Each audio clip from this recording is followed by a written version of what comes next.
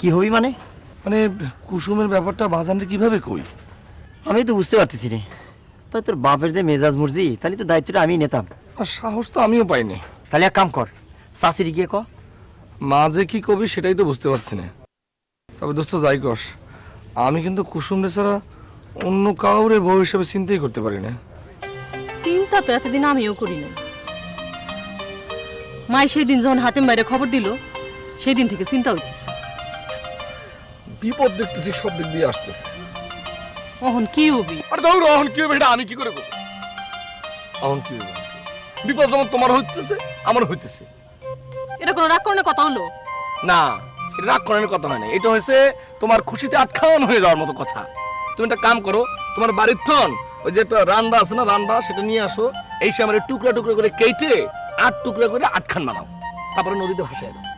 এবার তুমি সত্যি হাসির কথা কইলা।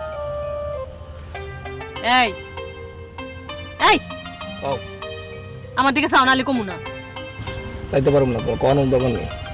আচ্ছা, তুমি কি বিয়ার পর এরকম কথা কথা রাগারাগি করবে?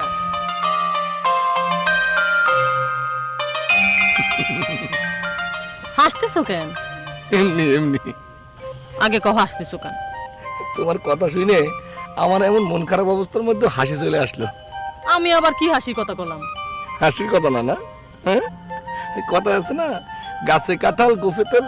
তোমার কথা শুনে মনে হচ্ছে মাটিতে গাছ গোফে তেল। মাইনে মাইনে সোজা, মানসে গোফে তেল দেয় হইলে গাছে কাঁঠাল দেখা, আর তুমি গোফে তেল দিতেছো মাটিতে চারা দেখা। আরে আমাদের যে অবস্থাটা তো বিয়েই হচ্ছে না, বিয়ের পর আমাদের কি হবে সেটা নিয়ে তুমি আলোচনা শুরু করে দিয়েছো। সজল, কও। তোমারে যে মাইয়া দিয়ে বিয়া ধরছে দেখতে কেমন? আসমানের পরিল্লাম। এই কুসুম, আসলে মেয়েটা হয়েছে কি দেখতে একদম পেতনি।